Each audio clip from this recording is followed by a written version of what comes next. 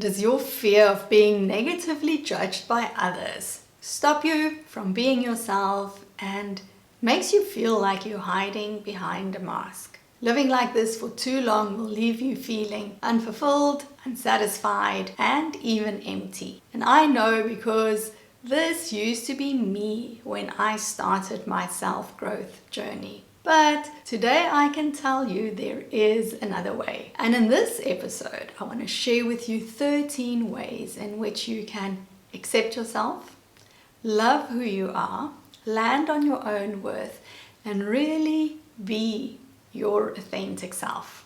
I'm a big fan of Brené Brown's work, and I love how she explains authenticity as a daily practice of letting go who we think we are supposed to be and embracing who we are. So if you're ready to hear how you can do that, then hit the like button and let's get started. So the very first point is conscious decision. And I feel like I say this in all of my videos because it's true. We need to commit, we need to make a conscious decision for anything in our lives to change. We need to first decide to make it so.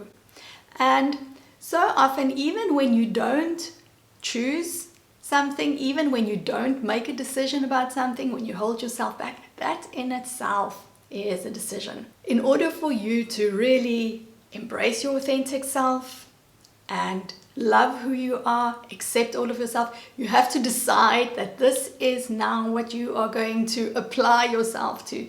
This is what you are going to do. And then number 2 is you have to get out of autopilot mode. So our brains have this wonderful ability of creating our lives and putting us in a comfort zone to make us efficient. So we don't have to reinvent the wheel every time. They say that only about 5% of your thoughts are new and original thoughts.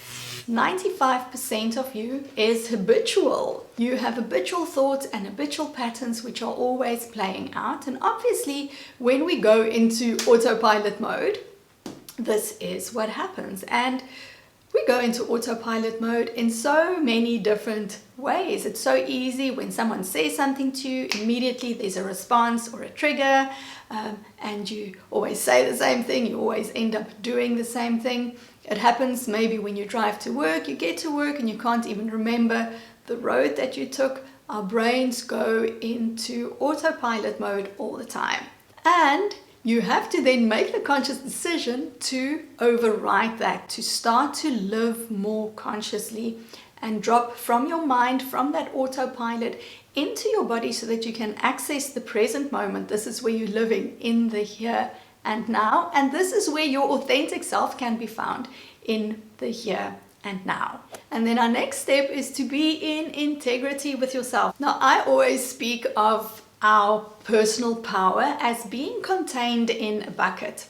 And every time that you break your word to yourself, so every time where you dishonor yourself, every time where you betray yourself, every time you say you do something and then you don't, or you say that you won't do something and then you end up doing it, every time that you are breaking your word is as if you are punching holes in this bucket, and your personal power leaks out. When you begin to practice being in integrity, what you will find is the instances where you are punching holes in this bucket of yours, these instances become less and less. So you have more personal power available to you, so you can be your true and authentic self. Number 4 is to practice self-compassion. And this is a biggie. Often we have this misconstrued idea that if we are hard enough on ourselves, then it would help us to be better, do better, perform better. And the opposite is actually true. Every time that you speak to yourself very harshly, every time that you break yourself down, what it does is it actually activates your nervous system. It puts you into fight or flight response. And in fight or flight response, it's not possible for you to really be creative and to tap into your own truth because you are in survival mode. Learning to be more self-compassionate through the way in which you speak to yourself is going to help you reparent your inner child. It's going to help you to love and accept more parts of yourselves, because this is really a practice of the way in which you relate to yourself.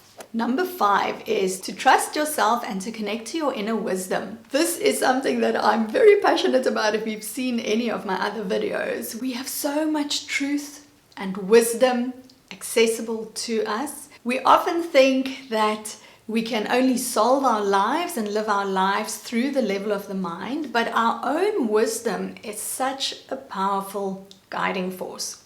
And when you're really connected into your own wisdom and into your own truth, can you see that automatically you start living more authentically? So when we connect into the wisdom of our bodies, we really have access to all of the data from our mental plane, our physical plane, our emotional plane, and our energy plane. And we're really very well trained in accessing the data from our mental plane. So we're very well versed in using our thoughts to create our reality, using our thoughts and our mind to go after our goals and to push forward. But I feel that we're only using half of our capacity when we do this. So by bringing our body into the equation and by tapping into the data that is available to us from this side, it really empowers you to be more of yourself because of what you will discover and learn to love and accept about yourself. Now, the next point is to embrace your vulnerability. This is what I believe. When we are vulnerable with our own truths and we are willing to bring that vulnerability out into our lives, the stronger we land in our own self-worth and in our own confidence. And when you are strong in your vulnerability like that, you will find that people don't take advantage of you. And so I think it's important for all of us to change how we see vulnerability. Oftentimes, vulnerability is viewed as a weakness. And in fact, this is not so. To me, vulnerability is an act of courage. It's an act that requires bravery. And our vulnerability is what allows us to really show ourselves. If we walk around fearing that others are going to judge us, of course you're not going to be vulnerable. You're never going to risk yourself. So by showing who you are, by showing yourself, and running the risk of being judged or perceived in a certain way, it does require you to be vulnerable. But through that vulnerability, you also find self-acceptance, and that vulnerability comes from a place of self-worth. And our next point is to pull back the layers of who you are not. And this ties in beautifully with the practice that Brené Brown speaks of, where every day we show up and embrace who we are instead of who we think we are supposed to be. As you really begin to deepen into this practice of showing up as yourself, of dropping the mask and being vulnerable, you're starting to peel back all the layers of who you are not. So often when we betray ourselves, when we dishonor ourselves, in that power bucket example that I spoke about, the reason that we do this is because of the conditioning and the life experiences, the lived experiences that we have. And all of these inform us as to who we are and as to how we show up in the world. But so many of those things are external conditions, and they aren't really who we are at our deepest core, at our truth. So by practicing to be your whole self, by connecting into your body so that you can land on your own truth, it will support you to peel back everything that you are not. Number 8 is to stop comparing yourself to others. So this is the thing. Whenever you compare yourself to someone else, you are always going to be better off than them or worse off than them. Usually what happens is you forget about those who are worse off than you, and you only measure yourself against the ones who are better than you, finding yourself then as a failure, or finding that you aren't enough, that you haven't done enough, that you haven't arrived yet, or that you need to do more or try harder. Now, I think healthy comparison is necessary for us because it helps us to measure how we are doing. It helps us on our own personal growth journey to see, all right, maybe this is something that I can explore. Maybe this is something that I can try out. However, comparing yourself to all of the filters on social media, or all of the B-roll that people put, or A-roll, what's it called, that people put on their social media, you're just going to end up feeling bad about yourself. You're going to feel bad about who you are. And what this does is going to put you in a spiral where you go into a mind loop of overthinking, overanalyzing, remembering and reinforcing all of the narratives and the core wounding that you have around not being good enough, not being worthy. These are the core wounds that I speak about. Not being good enough, being too much, not being lovable, not being worthy, or there's something wrong with you that needs to be fixed. I see that this comparison game, it really is designed to keep us in our maiden energy. So in your maiden energy, what happens is you are possibly betraying yourself for the sake of being popular, for the sake of being liked. Whereas when we step into our mature feminine energy, we're really coming from a place of worthiness, a place of high self-esteem, high self-worth, and high self-love and acceptance. The invitation here for you is to explore where in your life are you moving in maiden energy, where you are betraying yourself or dishonoring yourself in an attempt to be popular or in an attempt to be liked. Where are you judging yourself unfairly? And then where can you step into your mature feminine energy? And this leads me then into the next point, which is to create the distinction between the roles that you're playing in your life. I use many different roles in my work, but the ones that I want to speak about here is the good girl archetype and the wild woman archetype. So how I see this play out in the context of being authentic and really embracing who we are is the good girl is that conditioned role that says, in order for me to be loved, accepted, to be part of the tribe, and to be a good girl, I need to do certain things. I need to make myself more palatable. I need to be seen in a certain way.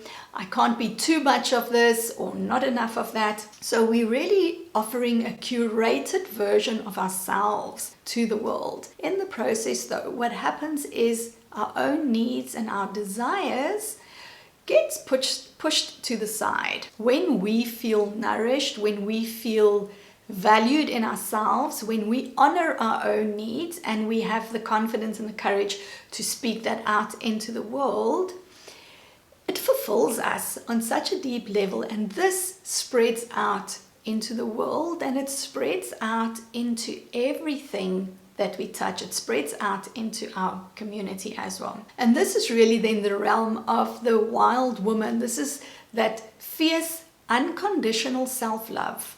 We know all our bumpy spots, we know all our sticky points, and we love ourselves anyway. Can you feel the power in that? And then number 10 is to challenge your inner critic.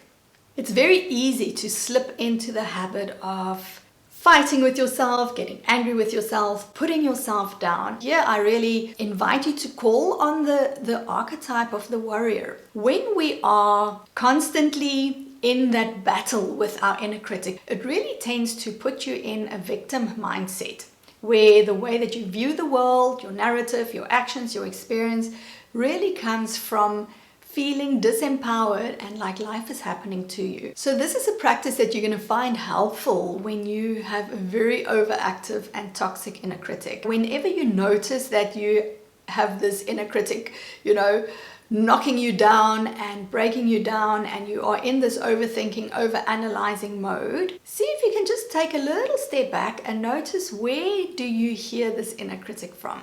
Is it inside your head or is it outside of your head? Is it going from the inside out or is it going from the outside in? Do you hear it in the front? Is it more at the back? So you really want to kind of give it an identity of its own so that you see it's not who you are. It's not the whole of you. As you collect this this data about your inner critic, it empowers you to challenge it. It empowers you as that warrior to not take everything that it says as gospel and as the truth, and then begin to establish healthy boundaries. And so here's the thing, as long as you doubt your own worthiness, as long as you doubt your own right to say no, as long as you are locked into this victim role or the good girl role where you're trying to please others, it's going to be very difficult for you to establish boundaries. The two biggest reasons that I see we struggle with upholding these boundaries is because we don't want to disappoint others. And there's nothing wrong with not wanting to disappoint others, but you have to ask yourself, is the cost, the sacrifice, the betrayal that possibly could happen in this boundary, how does that weigh up against not disappointing someone else? And then another reason why we struggle to uphold these boundaries is because we don't want to get into trouble. We're afraid of what might happen if we stand up for ourselves, or if we say, I am no longer available for this. This is our maiden energy that comes out, where we try to please and we try to be palatable and we try to be acceptable. So just recognizing that there are real dynamics that are playing out here. And again, a healthy dose of self-compassion and supportive self-talk is going to help you to begin to create the boundaries that honor you and that keep that power contained in your bucket. And number 12 is you accept your past experiences for what they are. So often I know for myself, this is also true.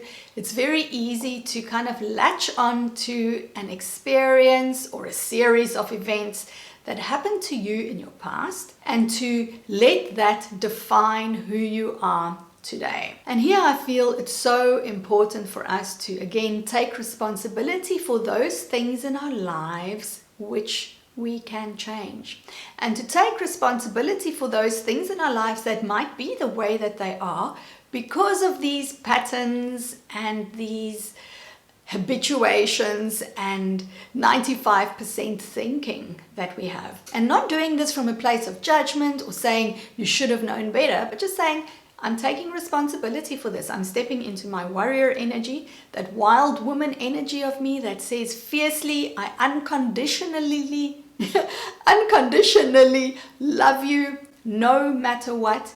And from this place, I can start to choose different. So here's a question that you can ask yourself, and that is, how do you want your past to define you? Who do you want to be in spite of, or maybe even because of, your past? The choice really is yours. We all can take responsibility for those things in our lives that we can control. And then the very final way that I want to share with you today, so that you can embrace yourself and be your authentic self, is to celebrate yourself. Celebrate your achievements, celebrate how far you have come, celebrate what you have overcome, celebrate your journey, and just celebrate yourself for who you are. No other reason. You don't have to be afraid to show your true self. You don't have to hide who you are behind a mask. You can trust that who you are is enough. There's a beautiful and confident woman inside you, and the invitation is to trust yourself to let her out. And I hope these 13 ways in which you can embrace yourself and be your authentic self will help you to do that. I'd love to know how they landed for you. So let me know in the comments below any insights or takeaways that you have. If you are new to my channel and you haven't subscribed yet, then I would love to have you on board. So go on, hit the subscribe button. And this is all that I have for you this week. I'll see you in the next one. Bye.